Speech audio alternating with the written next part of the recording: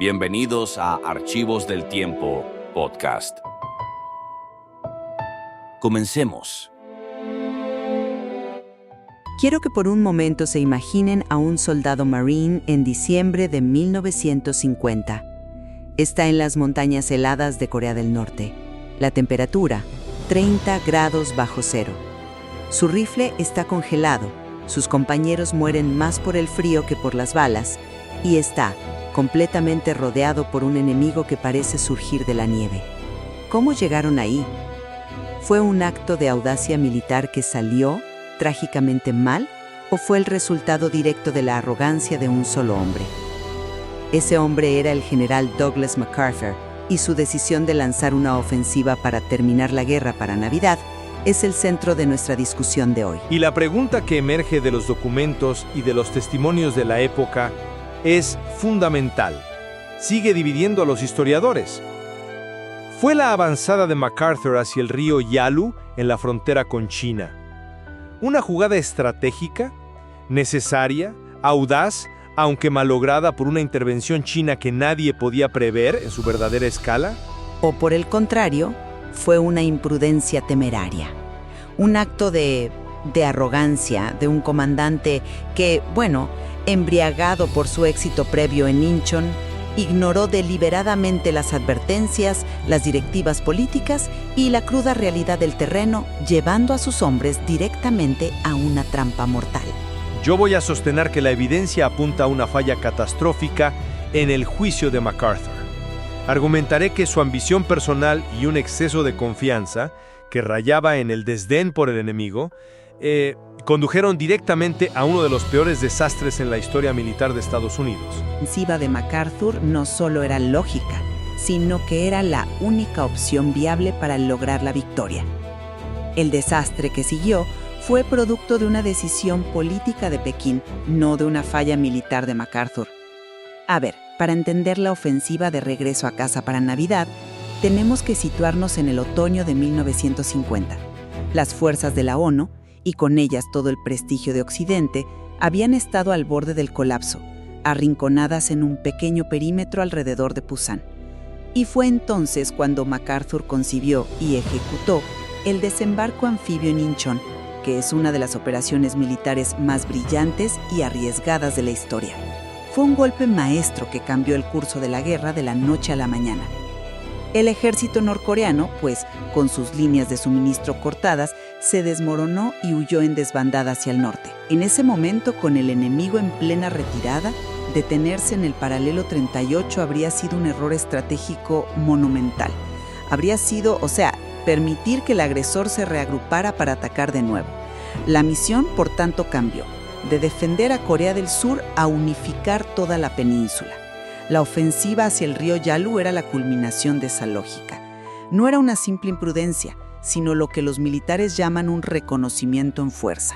Es decir, avanzar con una fuerza considerable para obligar al enemigo a mostrar sus cartas, a revelar su verdadera fuerza. Era la única manera de saber con certeza si China, más allá de sus amenazas, se atrevería a intervenir masivamente. El propio MacArthur lo defendió. Su trabajo como comandante era ganar la guerra, no gestionarla hasta un punto muerto. Sí, pero es que ese éxito en Incheon es precisamente la raíz del problema. Fue una victoria tan espectacular, tan contra toda probabilidad, que parece haberlo cegado ante los peligros que venían. Lo que fue audacia genial en septiembre se convirtió en temeridad suicida en noviembre. O sea, lo que vemos en MacArthur es un caso de estudio clásico sobre la ibris, esa arrogancia que los antiguos griegos advertían que siempre seguía a las grandes victorias. El éxito en Incheon no solo lo envalentonó, sino que parece haberlo vuelto sordo a cualquier voz que no fuera la suya. Ignoró directivas explícitas del Estado Mayor Conjunto en Washington que le prohibían usar tropas no surcoreanas cerca de la frontera con Manchuria. No era una sugerencia, era una orden directa para no provocar a China, y la desobedeció. Luego está la inteligencia.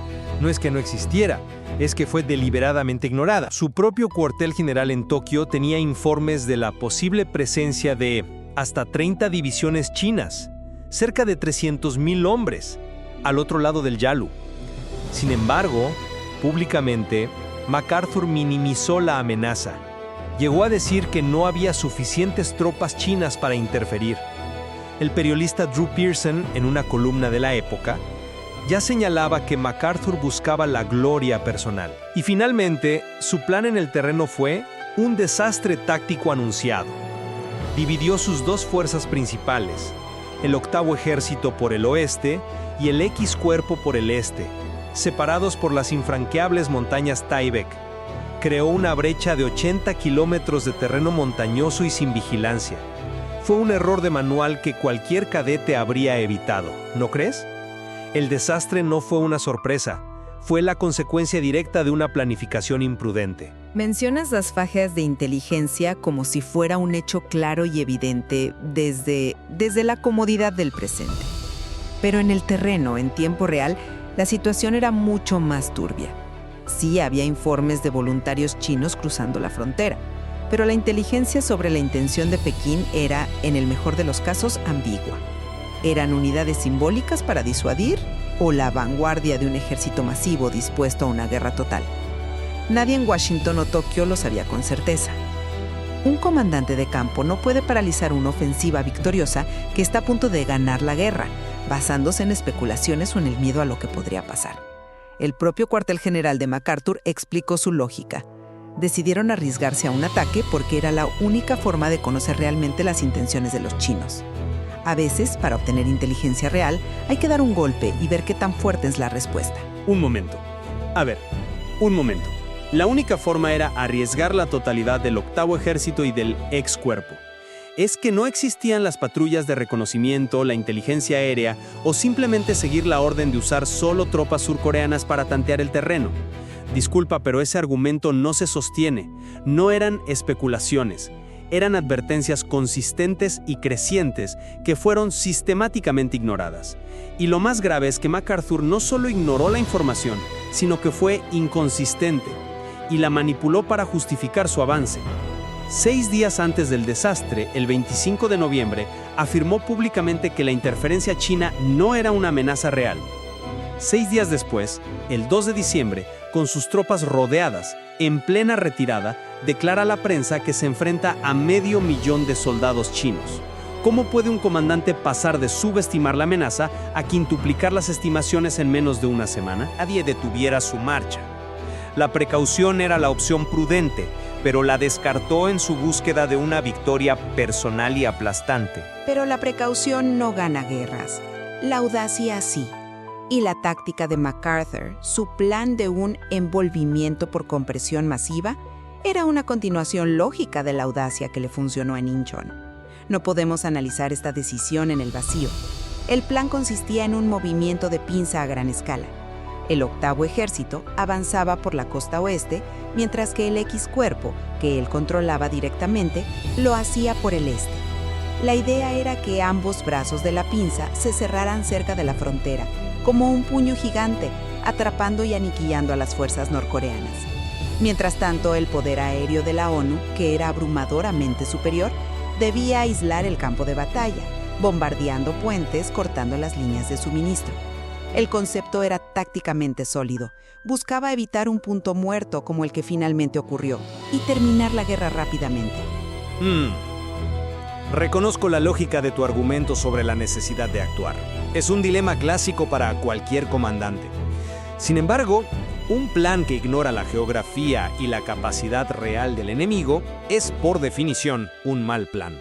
No se puede calificar de sólido un concepto que no toma en cuenta el terreno. Es como dibujar un plan brillante en un mapa sin haber mirado por la ventana, ¿no? Las fuerzas de la ONU estaban separadas por un muro de montañas heladas, un terreno hostil, con líneas de suministro peligrosamente extendidas, en medio de un invierno siberiano. Los informes de la época son escalofriantes. Hablamos de temperaturas que causaban más bajas por congelación que el propio combate. Las armas se atascaban, los vehículos no arrancaban, el plasma sanguíneo se congelaba. Y del otro lado, no había un ejército convencional que dependiera de carreteras.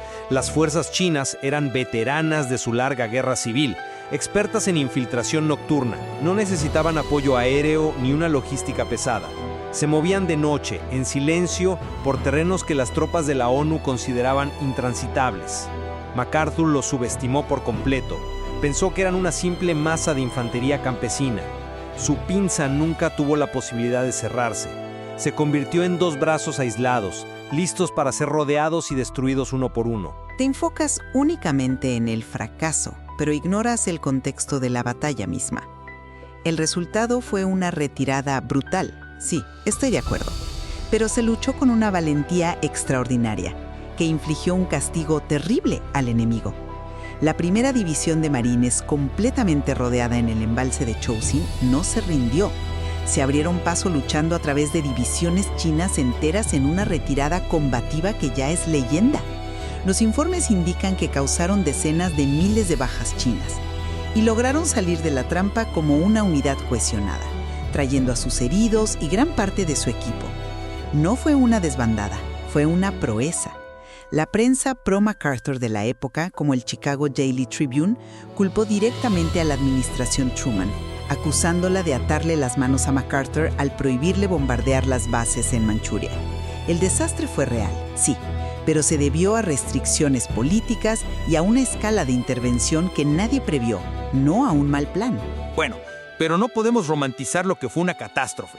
Llamarlo retirada combativa no borra el hecho de que fue una derrota humillante con consecuencias devastadoras. La primera división de marines tuvo que luchar desesperadamente durante 2 semanas para no ser aniquilada. El 8º Ejército en el oeste sufrió una de las retiradas más largas y caóticas en la historia militar de Estados Unidos. La opinión pública, que en octubre apoyaba abrumadoramente la ofensiva, en enero clamaba por la evacuación total. Este desastre no solo prolongó la guerra por otros 2 años y medio de sangriento estancamiento, costando cientos de miles de vidas adicionales, sino que destruyó la carrera de MacArthur. Su legado no debe separarse de la debacle de Chosin. No es una nota al pie en una carrera brillante, es el capítulo final que la redefine por completo. Fue un fracaso estrepitoso que costó miles de vidas y que fue el resultado directo de su propia arrogancia. MacArthur tomó un riesgo calculado para lograr una victoria total. Una cualidad que celebramos en los grandes líderes militares cuando tienen éxito. Su plan fue frustrado por una intervención masiva que pocos, si es que alguno, en el alto mando occidental anticiparon en su verdadera magnitud. Su legado, aunque indudablemente polarizado por este evento, sigue siendo el de uno de los comandantes más decisivos del siglo XX, una visionaria cuya audacia casi le permite ganar una guerra que otros preferían no combatir. La historia militar está llena de líderes audaces, pero también de aquellos cuya arrogancia los llevó a la ruina. Y MacArthur cruzó esa delgada línea en Corea. Ignoró la inteligencia, ignoró la geografía, ignoró las órdenes y, lo más importante, ignoró al enemigo, apostando la vida de sus hombres por la gloria de una victoria rápida que creía tener al alcance de la mano. El desastre en el gélido invierno de 1950 no fue un accidente del destino, ni una traición política, fue la consecuencia inevitable y predecible de las decisiones de su comandante. La discusión sobre si MacArthur fue un visionario que estuvo a punto de lograr lo imposible o un general imprudente que llevó a sus hombres a un desastre anunciado continúa siendo uno de los grandes y más fascinantes debates de la historia militar moderna. Y el análisis de las fuentes de la época revela la complejidad de separar al hombre del mito y cómo una sola campaña, en apenas unas semanas, puede redefinir por completo el legado de un héroe de guerra. Gracias por acompañarnos en este viaje al pasado. Nos encontramos en el próximo episodio.